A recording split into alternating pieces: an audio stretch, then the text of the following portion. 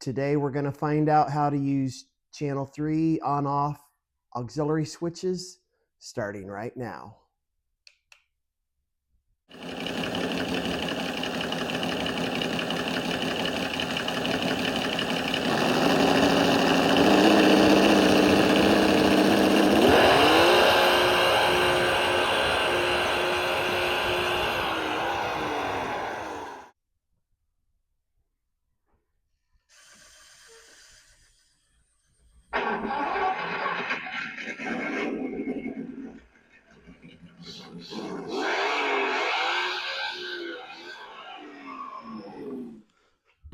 Hi folks, welcome to rcbengineering. Today we're going to cover a couple of on-off switches or channel 3 switches, auxiliary switches. They go by a few names.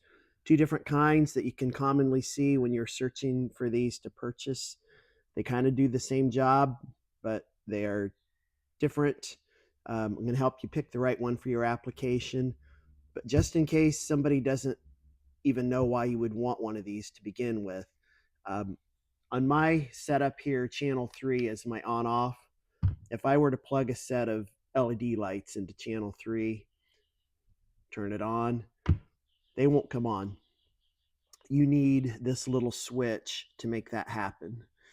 We're going to start with this one. This is probably the easiest one to use and the most common for something basic like turning on a set of lights or maybe a fan if you don't have a specific place in your setup that's dedicated to a fan.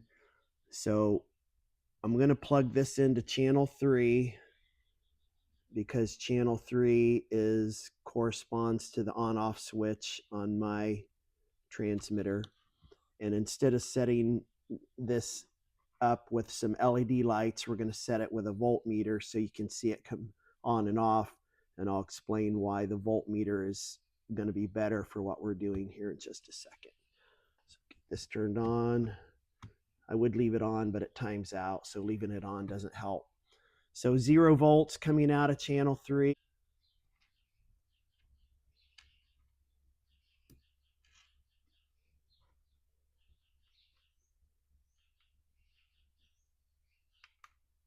Hit the button. It's jumping around a little bit. We got about 5.7 volts coming out. Turn it off, back to 0. Turn it on. It gets back around to the 5.7. Turn it off. So the reason we're using a voltmeter is because now I'm going to unhook the 2S power supply and hook up a 3S power supply.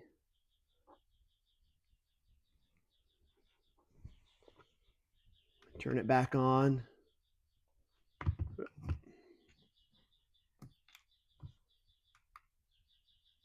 Turn it back on. We're still roughly at the same voltage we were already at, even though we've put a lot more volts into the ESC.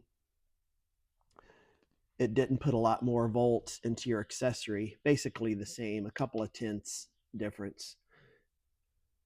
And so the reason that's important is if you have a set of LED lights that are pre-built to run on the voltage that comes out of your receiver, no matter how many volts you're putting into your ESC, you're not going to blow your lights up. So that is where the other switch is very different. This switch right here actually has to be powered by a battery. It's not receiving its power from the receiver, and that's the thing that's very different about it. We're going to plug it into channel 3 again.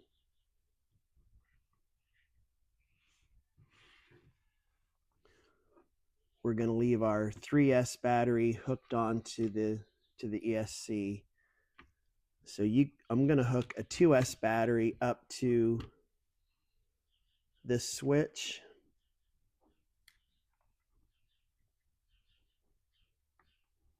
Maybe. I'm going to hook my voltmeter back up.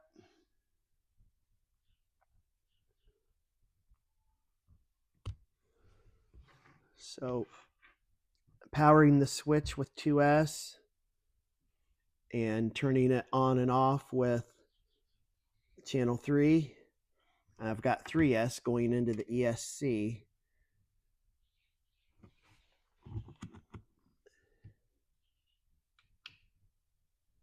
And you see we have appropriate voltage for a 2S battery powering this device here, even though I've got 3S going into the ESC.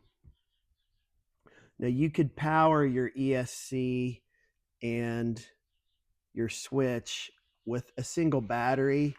If you wanted all the voltages to be the same, you can make up like kind of a Y harness, something like this, to run everything off of one battery. So what I'm going to do here, you've got 2S power. I'm going to shut this back off.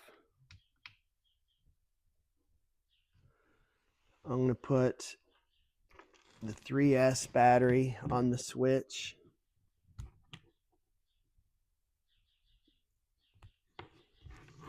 And the 2S power on the ESC.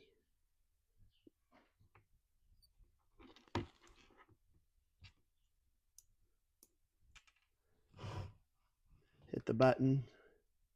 So now we have 3S running through the switch, even though we're only applying 2S to the receiver.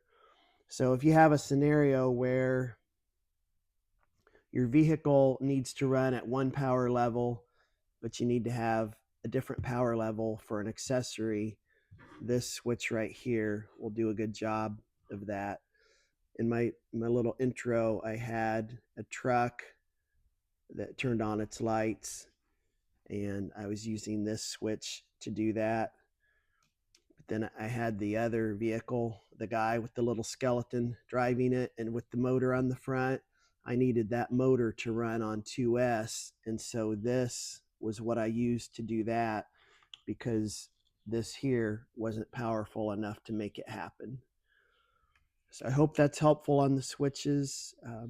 Please consider leaving a comment or a question. If you like this kind of nerd talk, please consider subscribing. Thank you.